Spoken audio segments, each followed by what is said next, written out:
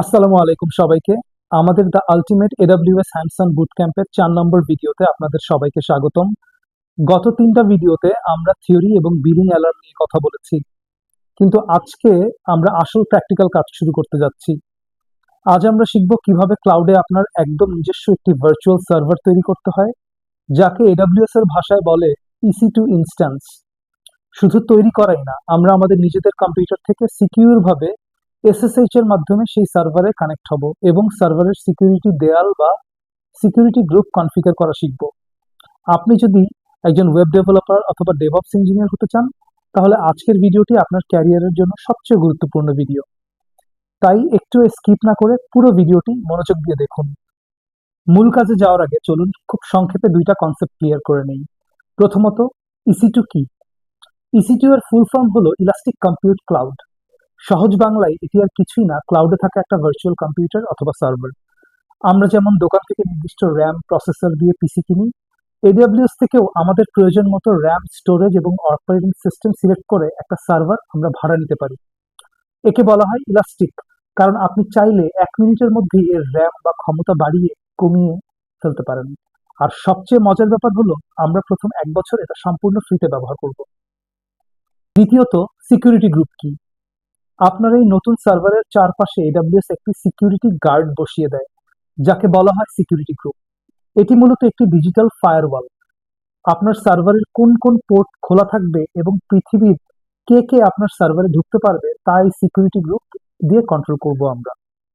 যেমন আমরা যদি পোর্ট 22 বন্ধ করে দেই, তাহলে কেই আপনার সার্ভারে ঢুকে কোড আপলোড করতে পারবে না।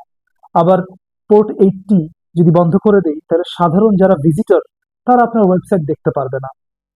চলুন এবার সরাসরি প্র্যাকটিক্যালে চলে যাই।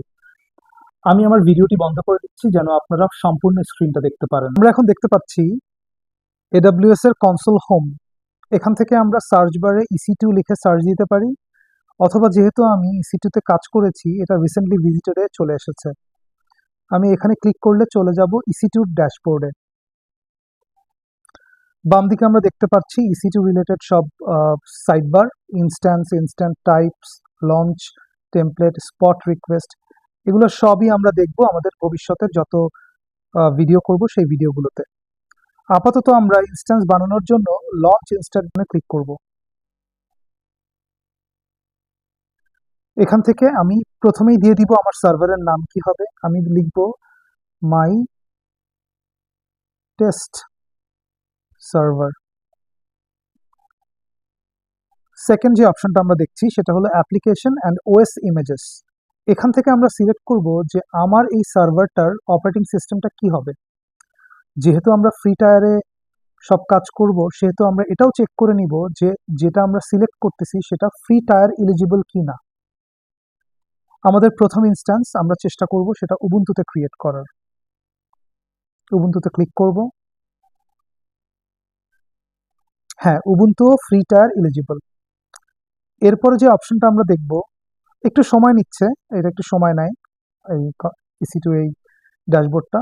ইনস্ট্যান্স টাইপ আমরা প্রথমেই পড়েছি প্রথম ক্লাসে যে T3 মাইক্রো এমন একটা ইনস্ট্যান্স টাইপ যেটা আমাদের ফ্রি, এটা ইউজ করা 750 ঘন্টা পার মান্থ। ওকে, এটা অলরেডি সিলেক্ট করা আছে। এটা 2টা vCPU মানে ভার্চুয়াল সিপিইউ এবং 1 GB মেমোরি আছে। এরপরে আমরা কি পেয়ার লগইন, আমরা জানি যে কি জেনারেট করতে হয় একটা ইনস্ট্যান্সের জন্য। আমরা আগে বানানো যে কোনো কি সিলেক্ট করতে পারবো এখান থেকে, অথবা আমি নতুন একটা কি বানাতে পারবো। কি ক্রিয়েট নিউ কি পেয়ারে ক্লিক করলাম। এন্টার কি পেয়ারের নাম দিব হলো টেস্ট কি। কি পেয়ার টাইপ হবে RSA এবং প্রাইভেট কি ফাইল ফরম্যাট হবে PEM, এটা আমরা খেয়াল রাখবো। ক্রিয়েট কি পেয়ারে ক্লিক করার সাথে সাথেই এটা ডাউনলোড হয়ে যাওয়ার জন্য একটা রিকোয়েস্ট দিবে আপনার ব্রাউজারে। তাহলে এটা আমরা ডাউনলোডস এর টিউটোরিয়াল ফোল্ডারে সেভ করে নিচ্ছি। এটা আমরা কারোর সাথে শেয়ার করব না, কারণ এটাই আমাদের সার্ভারে ঢোকার একমাত্র চাবি, SSH দিয়ে। ওকে, এরপর নেটওয়ার্ক সেটিংসে আসবো। নেটওয়ার্ক সেটিংসে আমরা দেখতে পারবো allow SSH traffic, allow HTTP traffic from internet, allow HTTP traffic from internet. এখানে কেন একই জিনিস দুইবার লেখা আছে? এইটা একটা পোর্ট, এটা আরেকটা পোর্ট, এই জন্য দুইটা আলাদা করে লেখা আছে।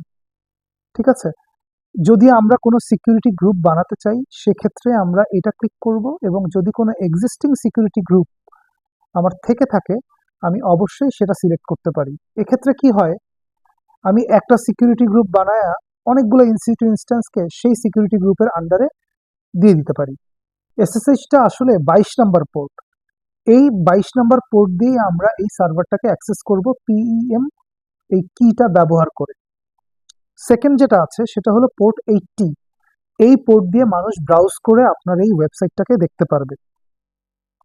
ঠিক আছে, এবং এইচটিটিপিএস এই পোর্টটা হলো 443, এটা সিকিউর ট্রাফিকের জন্য, এটাও যোগ করতে হবে। আমাদের সব কনফিগারেশন রেডি, আমরা একবার সবকিছু চেক দিব যে আমাদের সবকিছু ঠিক আছে কিনা। আমরা এখানে কনফিগারেশন স্টোরেজ হিসাবে 8 GB এবং GPT-3 রুট ভলিউম চয়েস করেছি, সবকিছু ঠিক আছে।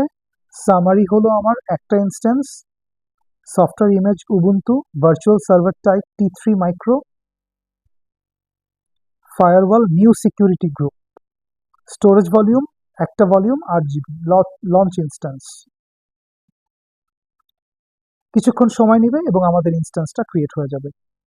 এরপরে আমরা চলে যাব কিভাবে এই ইনস্ট্যান্সটাকে আমরা এসএসএইচ এর মাধ্যমে আমাদের টার্মিনাল থেকে, নিজের কম্পিউটারের টার্মিনাল থেকে অ্যাক্সেস করতে পারি। চলে এসেছে আমাদের ইনস্ট্যান্সটা। আমরা ইনস্ট্যান্সেসে গেলে দেখতে পারবো আমাদের মাত্র ক্রিয়েট করা মাই টেস্ট সার্ভারটা। যদি আমরা এটার উপরে ক্লিক করি আমরা দেখতে পারবো আমাদেরকে একটা আইপি অ্যাড্রেস অ্যাসাইন করা হয়েছে, যেই আইপি অ্যাড্রেসটাতে গেলে আমরা এই সার্ভারটাতে মানে বাইরে থেকে দেখতে পারবো, ওপেন অ্যাড্রেস। ওকে, আমরা এই আইপি অ্যাড্রেসটা কপি করে নিব, কপি করে একটা জায়গায় রেখে দিব। ঠিক আছে, এইবার আমরা চলে যাব আমাদের কম্পিউটারের টার্মিনালে। যেই পিএম কিটা আমরা ক্রিয়েট করলাম মাত্র এডব্লিউএস কনসোল থেকে, আমরা সেটাকে মুভ করে নিয়ে যাব .ssh ফোল্ডারে। সেই জন্য আমাদেরকে কমান্ড লিখতে হবে মুভ ডাউনলোডস টিউটোরিয়ালস টেস্ট কি পিএম, যাকে আমরা নিয়ে যাব .ssh এ। ঠিক আছে, চলে গিয়েছে আমাদের। আমরা চেক করব যে এসএসএইচ ফোল্ডারে চলে আসছে নাকি টেস্ট কি পিএমটা। হ্যাঁ, চলে আসছে। এখন আমাদের যেটা করতে হবে সেটা এই কিটাকে 400 পারমিশন দিতে হবে। কিভাবে দিব আমরা সেটা? chmod 400 কিটা আছে কোথায়? এসএসএইচ এর টেস্ট কি পিএম।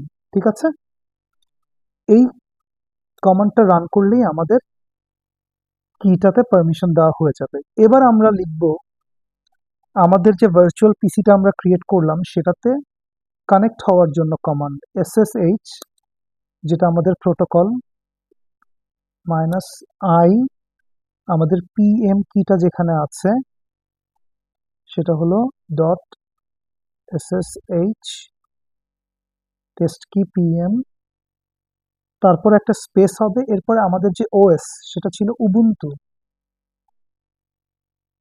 @ আপনাদের মনে আছে যে আমি আইপি অ্যাড্রেসটা কপি করে রেখেছিলাম, এখন আমরা এই কপি করা আইপি অ্যাড্রেসটা এখানে নিয়ে আসব। এখন এন্টার চাপ দিলেই আমরা ঢুকে যাব আমাদের ভার্চুয়াল সার্ভারটাতে। এখন আমরা কিছু কমান্ড লিখে চেক করব যে আমাদের সার্ভারটা ঠিক আছে কিনা। আমরা ফার্স্টেই দেখব আমাদের সার্ভারের যে ওএস ভার্সনটা আমরা দিয়েছিলাম সেটা আসলে কত। সেটার জন্য আমরা লিখব lsb রিলিজ -a। আমরা রিলিজ বানান ভুল করেছি, দুইটা ই চলে গেছে।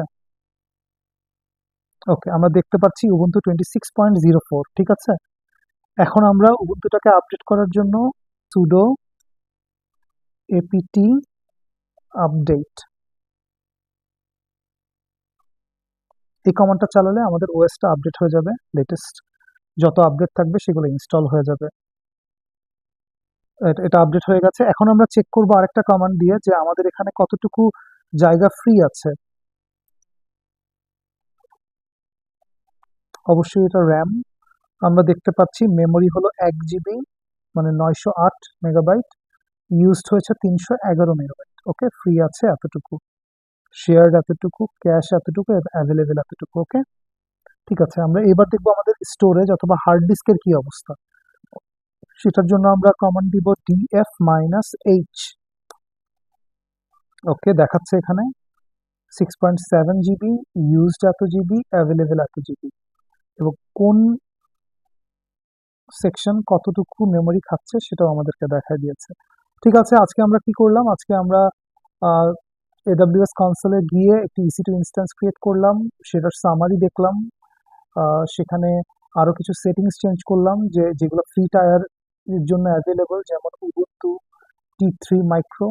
এরপরে একটা কি জেনারেট করলাম, কি জেনারেট করার শেষে আমরা বাইরে থেকে আমাদের পিসি থেকে আমাদের যে ভার্চুয়াল মেশিনটা আমরা ক্রিয়েট করেছি সেটাতে অ্যাক্সেস করলাম। এখন বের হওয়ার জন্য আমরা বলবো এক্সিট। ওকে, কানেকশন ক্লোজড। দেখা হবে পরের ভিডিওতে।